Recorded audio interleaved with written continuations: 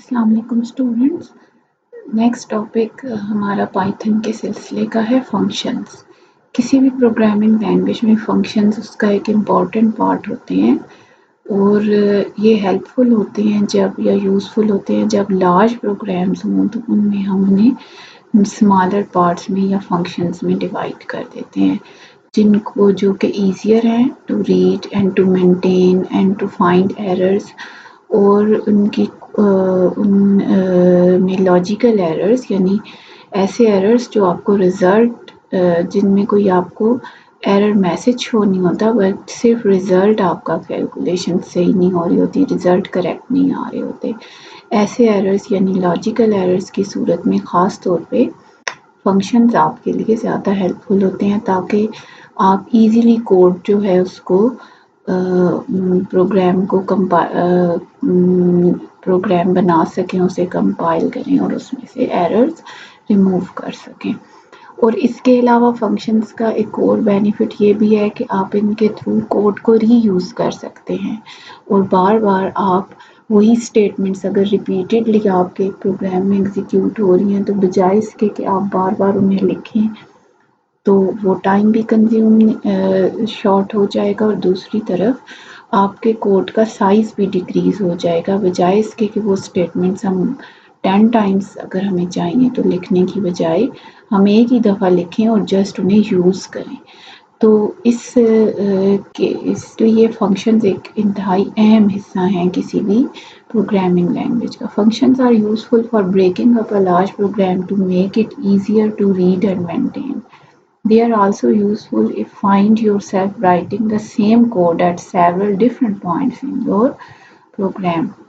You can put that code in a function and call the function whenever you want to execute that code. और once आप लिखेंगे और many times आप उसे use या call कर सकते हैं. You can also use the functions to create your own utilities or math functions. यानी आप अपनी मर्जी के फंक्शनैलिटी अगर चाह रहे हैं किसी फंक्शन से और वो मौजूद नहीं है ऑलरेडी जो आपके पास फंक्शंस हैं, ठीक है, तो उसके लिए आप खुद फंक्शन क्रिएट करेंगे। सबसे पहले how you can create a function, इसके लिए डिफाइन की स्टेटमेंट यूज़ होगी।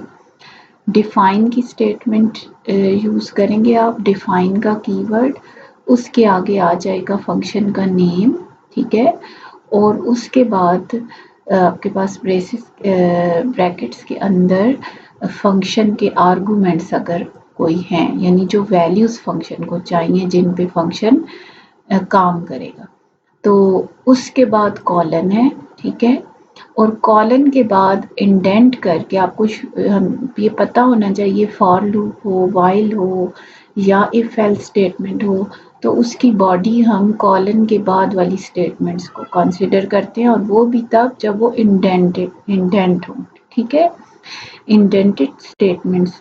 अब यहाँ पे एक ही इंडेंटेड स्टेटमेंट है इसके बाद, ठीक है। अभी हमारा एक फंक्शन है जो हमने डिफाइन किया और उसका नाम है प्रिंट हेलो, और फंक्शन के नेम के भी वही रूल्स हैं जो वेरिएबल नेमिंग के रूल्स हमने पढ़े थे, यानी जो आइडेंटिफायर के रूल्स हैं वही फॉलो होंगे। उसके बाद फंक्शन के आर्गुमेंट्स की लिस्ट आएगी इन ब्रैकेट्स के अंदर, यानी जो वैल्यूज़ अगर हम फंक्शन को सेंड करते हैं जिन पे फंक्शन फिर कोई काम करे। अभी इस फंक्शन को हम कोई आर्गुमेंट पास नहीं करें बिकॉज ये फंक्शन जस्ट एक स्टेटमेंट एग्जीक्यूट कर रहा है, प्रिंट हेलो, यानी ये आपको स्क्रीन पे सिर्फ हेलो का वर्ड प्रिंट करके देगा, ठीक है। अब ये एक दफ़ा हमने फंक्शन बना लिया, अब नीचे आके हम कोड में 1 एंड सेकेंड टाइम 2 दफ़ा इस फंक्शन को कॉल कर रहे हैं, यानी यूज़ कर रहे हैं प्रिंट हेलो, और इनके मिडल में हमने बिल्ट इन जो प्रिंट का एक आउटपुट का फंक्शन ऑलरेडी हम पढ़ चुके हैं, जो लैंग्वेज में पहले से मौजूद है, वो हमने यूज़ किया है, ठीक है।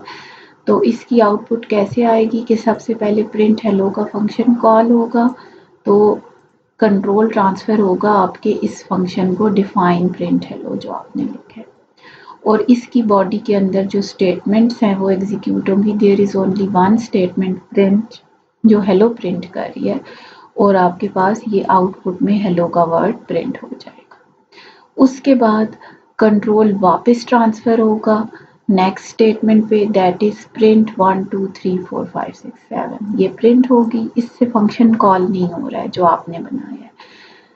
ये बेसिक जो आपकी बिल्ट इन स्टेटमेंट है वो यूज हो रही है। उसके बाद दोबारा प्रिंट हेलो का फंक्शन कॉल हो रहा है तो दोबारा कंट्रोल इस ऊपर प्रिंट हेलो के फंक्शन को ट्रांसफर होगा और यहाँ पे ये स्टेटमेंट एग्जीक्यूट होगी, हेलो का वर्ड प्रिंट होगा और वापस कंट्रोल इसी लोकेशन पे आ जाएगा जहाँ से फंक्शन कॉल हुआ था। तो जहाँ से फंक्शन कॉल होता है कंट्रोल यानी आपका प्रोसेसर उससे लोकेशन से दूसरी मेमोरी लोकेशन पे चला जाता है जहाँ पे आपका फंक्शन है। फिर फंक्शन को एग्जीक्यूट करने के बाद वापस उस लोकेशन पे आ जाता है जहाँ से फंक्शन कॉल हुआ था या उस मेमोरी लोकेशन पे। तो ये कंट्रोल और मेमोरी की एक लोकेशन से दूसरी लोकेशन पे ट्रांसफर होता है। अच्छा, अब उसके बाद हम एक दो और एग्जांपल्स देख लेते हैं फंक्शंस की। अभी हम देखते हैं कि आर्गुमेंट्स फंक्शंस कैसे एक्सेप्ट करते हैं। अब मैं कहती हूँ कि हेलो का ही फंक्शन हो लेकिन वो आर्गुमेंट ले और आर्गुमेंट में मैं उसे वैल्यू दूँ, 4 दूँ, 5 दूँ, जो भी वैल्यू दूँ वो हेलो का वर्ड उतनी दफ़ा डिस्प्ले करे। ठीक है, तो अब यहाँ पे डिफाइन प्रिंट हेलो का फंक्शन है और यहाँ पे ब्रेसेस एम्प्टी नहीं है, उधर हमने एक वेरिएबल दे दिया एन। ठीक है, अब हम इसको कोई वैल्यू सेंड कर सकते हैं फंक्शन कॉल करते हुए और बॉडी में हमने क्या किया है, प्रिंट किया है हेलो। ठीक है, हेलो का फंक्शन, हेलो का वर्ड प्रिंट किया है बट मल्टीप्लाई किया है इसको एन टाइम्स। स्ट्रिंग को हम मल्टीप्लाई जब करते हैं किसी इंटीजर से तो हमने ये पढ़ा है कि उतने टाइम्स फिर वो डिस्प्ले होती है। तो ये आपने 3 अगर पास किया तो ये 3 टाइम्स डिस्प्ले होगी।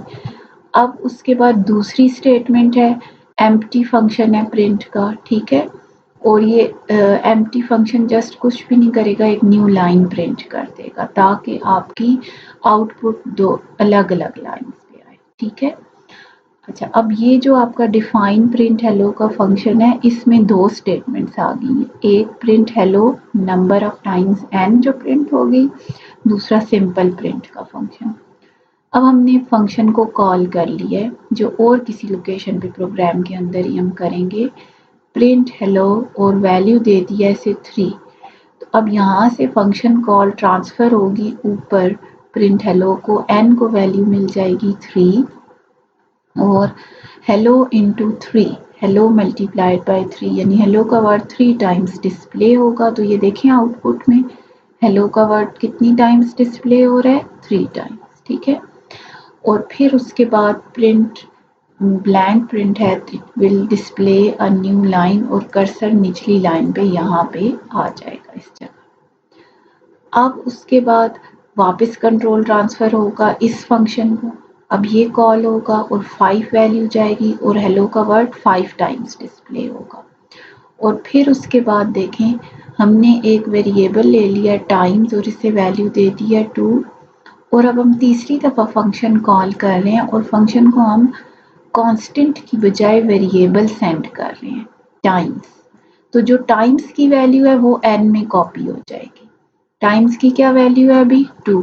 ठीक है, और यही वैल्यू चली जाएगी एन में जब फंक्शन कॉल होगा और हेलो का वर्ड कितनी दफ़ा प्रिंट हो जाएगा फिर 2 टाइम्स। ठीक है, तो इस एग्जाम्पल से आपको दो चीज़ें क्लियर होती हैं कि एक तो फंक्शन में आर्गूमेंट्स हम दे सकते हैं, आर्गूमेंट्स एक्चुअली वो वैल्यूज़ होती हैं जो हम फंक्शन को सेंड करते हैं ताकि फंक्शन उनके थ्रू कोई कैलकुलेशन कर ले। ठीक है, और फिर रिजल्ट कैलकुलेट करें। और ये जो भी वैल्यू हम देंगे वो दो तरह से दे सकते हैं, या तो कांस्टेंट लाइक 3 और 5 हमने दिया या कोई और वेरिएबल। तो जो भी हम वैल्यू सेंड करेंगे वो एन में जाके स्टोर हो जाएगी अगर कांस्टेंट है, जो भी वेरिएबल आपका आर्गुमेंट्स में होगा, और जैसे टाइम्स किया तो टाइम्स की वैल्यू एन में स्टोर हो जाएगी। ठीक है, अभी यहाँ पे हमने फंक्शन में एक आर्गुमेंट पास किया है n. We can pass more than one arguments 2 3 4। अब फॉर एग्जांपल यही फंक्शन है, इसको थोड़ा हमने मॉडिफाई किया है, अब इसको प्रिंट मल्टीपल प्रिंट का नाम दे दिया है, यानी इसमें मल्टीपल आर्गुमेंट्स हैं मोर देन वन आर्गुमेंट्स हैं। अब पहले हमने स्ट्रिंग पास नहीं की थी फंक्शन को, जस्ट वैल्यू दी थी और सिर्फ हम हेलो का वर्ड ही डिस्प्ले करवाए जा रहे थे। अब मैं कहती हूँ नई फंक्शन में फ्लेक्सिबिलिटी हो, इसको मैं जो स्ट्रिंग दूँ और जितनी दफ़ा कहूँ उस स्ट्रिंग को उतनी दफ़ा डिस्प्ले करे। अब तो दो आर्गुमेंट्स चाहिए, एक स्ट्रिंग और दूसरा n, नंबर ऑफ टाइम्स जो डिस्प्ले, और इसी तरह प्रिंट स्ट्रिंग इनटू n, तो स्ट्रिंग में जो स्ट्रिंग होगी उसको n टाइम्स डिस्प्ले करेगा। तो अब हमने दो दफ़ा इस फंक्शन को कॉल किया है, एक दफ़ा हमने स्ट्रिंग में वैल्यू दे दी है, सिंगल कोट्स में ज़ाहिर स्ट्रिंग जाएगी हेलो और 5 टाइम्स इसे डिस्प्ले करेगा, और दूसरी दफ़ा हमने फंक्शन कॉल किया और उसी तरह दो आर्गुमेंट्स दिए हैं, जिसमें पहला आर्गुमेंट एक स्ट्रिंग है जिसमें जस्ट a है और उसकी नंबर ऑफ टाइम्स 10। तो ये देखें आउटपुट में क्या आ जाएगा, फर्स्ट टाइम हेलो 5 टाइम्स, ठीक है, और a 10 टाइम्स डिस्प्ले हो जाएगा। तो जितने आपने आर्गुमेंट्स दिए हैं, यहाँ पे दो आर्गुमेंट्स है, एक स्ट्रिंग और n, कॉल करते हुए उतनी ही वैल्यूज कॉमा से सेपरेट करके आप सेंड करेंगे, ठीक है। अगर एक आर्गुमेंट है तो एक वैल्यू भेजेंगे, 2 हैं तो 2 भेजेंगे और इसी तरह सो ऑन। अच्छा, रिटर्निंग वैल्यूज, जो एक और इम्पॉर्टेंट फैक्टर है फंक्शन का, वो ये कि फंक्शन बाज़ औक़ात कोई कैलकुलेशंस करते हैं और आपको रिजल्ट प्रोवाइड करते हैं। लाइक आप बिल्ट इन फंक्शंस आपने यूज़ किए हैं, स्क्वायर रूट का फंक्शन जिसको हम वैल्यू सेंड करते हैं और वो उसका स्क्वायर रूट फाइंड करता है। इसी तरह साइन का फंक्शन है जिसको आप वैल्यू देते हैं एंगल और वो उसका साइन रिटर्न करेगा। इसी तरह एब्सोल्यूट का फंक्शन है। तो हर फंक्शन कैलकुलेशन के बाद कुछ फंक्शंस वैल्यू रिटर्न करते हैं, ज़रूरी नहीं है कि सब फंक्शंस करें, वो करेंगे जिनकी कोई कैलकुलेशन इंटरनली इन्वॉल्व है और उसका रिजल्ट आपको चाहिए, यूज़र को चाहिए। तो रिटर्निंग, तो रिटर्न कैसे करेंगे वैल्यू, तो उसके लिए रिटर्न स्टेटमेंट की ज़रूरत है। फंक्शन के अंदर एक रिटर्न स्टेटमेंट हो। अभी हम एक फंक्शन देखते हैं, फंक्शन का नेम है कन्वर्ट। आपको याद होगा कि चैप्टर 1 में हमने कन्वर्जन ऑफ टेम्परेचर की एक एग्जाम्पल की थी जिसमें हमने सेल्सियस टू फ़ारेनहाइट टेम्परेचर को कन्वर्ट किया था। अब उसके लिए हम एक फंक्शन लिख लेते हैं कि डिफाइन कन्वर्ट टी, यानी इसे हम जो भी टेम्परेचर सेंड करें ये उसे कन्वर्ट करे और कन्वर्ट करके फिर आपको भी रिटर्न करे। तो अब हमने t इंटू 9/5 + 32 ये फार्मूला लगाया, यहाँ पे कैलकुलेशन हो जाएगी, वैल्यू कन्वर्ट हो जाएगी, लेकिन क्या फ़ायदा अगर वो वैल्यू हमें दिखाई ना दे और हमें वापस ना मिले, क्या रिज़ल्ट है। तो उसके लिए ये है कि आप इसको रिटर्न स्टेटमेंट के साथ लिख लें, रिटर्न और स्पेस के बाद ये कैलकुलेशन लिख लें, ठीक है। तो अब जब भी ये फंक्शन कॉल होगा, जो भी t की वैल्यू होगी वो यूज़ करते हुए इसको मल्टीप्लाई करेगा 9/5 और फिर प्लस कर देगा 32 और रिजल्ट रिटर्न कर देगा जहाँ से फंक्शन कॉल हुआ। अब हमने फंक्शन कॉल किया, अब देखें फंक्शन कॉल हमने कैसे किया, कन्वर्ट 20 ये फंक्शन कॉल है और इसको हमने कॉल किया है प्रिंट के फंक्शन के अंदर, ताकि क्यों, जब फंक्शन ऐसा फंक्शन जो वैल्यू रिटर्न करता है, जब उसे कॉल करना हो तो किसी और फंक्शन या स्टेटमेंट के अंदर कॉल करते हैं ताकि उसकी रिटर्न की गई वैल्यू यूज़ हो सके। अभी ऊपर देखें जो फंक्शन थे वो कोई वैल्यू रिटर्न नहीं कर रहे थे, यहाँ कोई रिटर्न स्टेटमेंट नहीं है। तो इसमें आपके पास सिर्फ हम फंक्शन का नेम और आर्गुमेंट्स दे के कॉल कर रहे थे, इसको किसी और फंक्शन के अंदर एम्बेड या इनक्लोज नहीं किया था। यहाँ पे देखें प्रिंट में, यहाँ पे हम प्रिंट के फंक्शन के अंदर हम कन्वर्ट के फंक्शन को कॉल कर रहे हैं, ठीक है। तो अब कन्वर्ट का फंक्शन पहले कॉल होगा, 20 वैल्यू जाके t में स्टोर होगी और फिर t में 20 वैल्यू के थ्रू ये कैलकुलेशन होगी, ठीक है, और कैलकुलेट होके जो रिजल्ट है 68 वो रिटर्न होगा। कहाँ रिटर्न होगा, जहाँ फंक्शन कॉल हुआ था, यानी यहाँ पे ये प्रिंट के अंदर। जब यहाँ 68 रिटर्न होगा तो फिर प्रिंट का फंक्शन इस वैल्यू को लेके और डिस्प्ले कर देगा। अब यहाँ पे प्रिंट का फंक्शन ना हो, वैल्यू तो रिटर्न होगी, but how can you see that value या हाउ कैन यू यूज, ठीक है। Return statement is used to send the results of a function calculation back to the caller. Notice that function itself does not do any printing. अब ये देखें यहाँ पे function खुद कोई printing नहीं कर रहा. The printing is done outside of the function. Function सिर्फ calculation कर रहा है, ठीक है। तो यहाँ पे प्रिंट की स्टेटमेंट के थ्रू रिजल्ट जो कैलकुलेट हुआ है वो वापस आ गए। अभी यहाँ पे अब देखिए प्रिंट कन्वर्ट 20 + 5 अगर हम लिखते हैं तो यहाँ पे वैल्यू कन्वर्ट 20 की क्या आएगी 68, फिर उसमें 5 ऐड होगा और उसके बाद प्रिंट का फंक्शन प्रिंट करेगा। तो क्या रिजल्ट यहाँ पे आपको फिर देगा, क्या रिजल्ट देगा 73, ठीक है। यहाँ पे इस स्टेटमेंट को अगर आप यूज करेंगे तो रिजल्ट क्या होगा 73, ठीक है। अच्छा, नाउ नेक्स्ट आपके पास एग्जाम्पल है, ये एग्जाम्पल 3 हम कर लेते हैं। इसमें एक आपके पास स्टेटमेंट है ax + by = e and cx + dy = f। इनसे हमने x और y कैलकुलेट करने हैं। अब ये एग्जाम्पल ये बताती है कि हम फंक्शन से एक से ज़्यादा वैल्यूज़ भी रिटर्न कर सकते हैं लिस्ट की फॉर्म में, ठीक है। अभी हमने फंक्शन से एक वैल्यू रिटर्न की ना 68, लेकिन बाज़ औक़ात ऐसी कैलकुलेशंस भी रिक्वायर्ड होती हैं कि मोर देन वन वैल्यूज़। अब यहाँ पे हम एक ऐसा फंक्शन बनाएंगे जो हमसे a, b, e, c, d और f ये वैल्यूज़ लेगा और इनके थ्रू x और y की वैल्यूज़ कैलकुलेट करके दो वैल्यूज़ हमें रिटर्न करेगा। अब इन इक्वेशंस को यू मस्ट नो दैट कि क्रॉस मल्टीप्लाई मैथ्स के मुताबिक आप करते हुए x की वैल्यू आपके पास आ जाती है DE - BF divided by AD - BC, ठीक है। और y की वैल्यू कैलकुलेट अगर आप करेंगे तो ये आती है AF - CE AD - BC और डिवाइड कर दिया।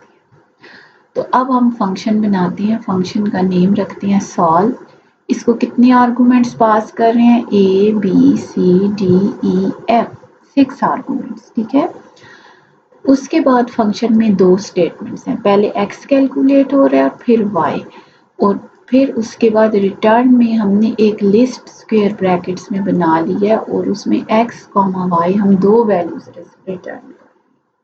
तो x कैलकुलेट कैसे होगा ये देखें, इसी फार्मूला को DE means D into E minus BF means B into F divided by इसी तरह A into D minus B into C और इसी तरह Y के फार्मूला को भी प्रोग्राम के मुताबिक कन्वर्ट कर दिया गया, ठीक है।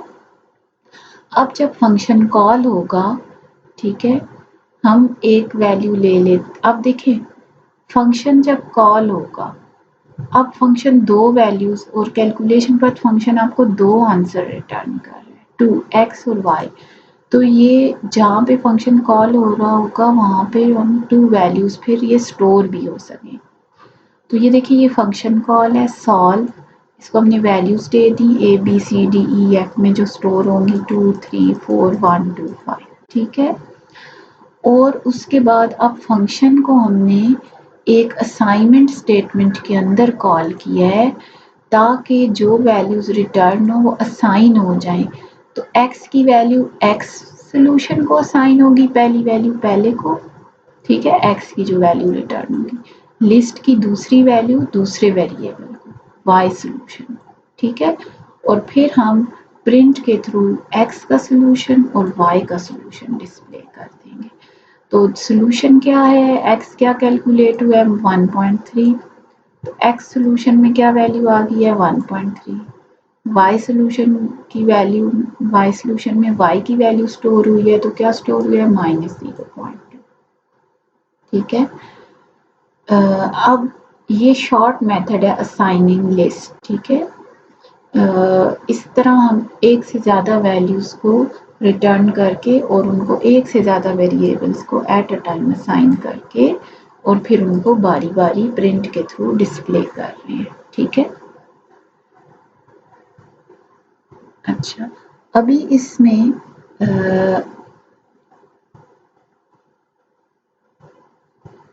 Keyword, default arguments and keyword arguments. बाज़ औक़ात हम फंक्शन को चाहते हैं वैल्यू पास ना करें और फंक्शन ऑटोमेटिकली एक किसी आर्गुमेंट के लिए कोई वैल्यू ले ले और उसी के थ्रू वो एग्जीक्यूट हो।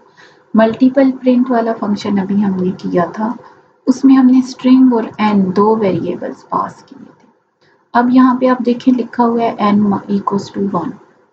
एन इक्वल्स टू 1 का मतलब ये है कि अगर मैं एन की वैल्यू कॉल करते हुए नहीं दूंगी तो ऑटोमेटिकली 1 कंसिडर करके फंक्शन को एग्जीक्यूट करेगा और अगर मैं वैल्यू दूंगी तो 1 की बजाय फिर वो वैल्यू यूज होगी।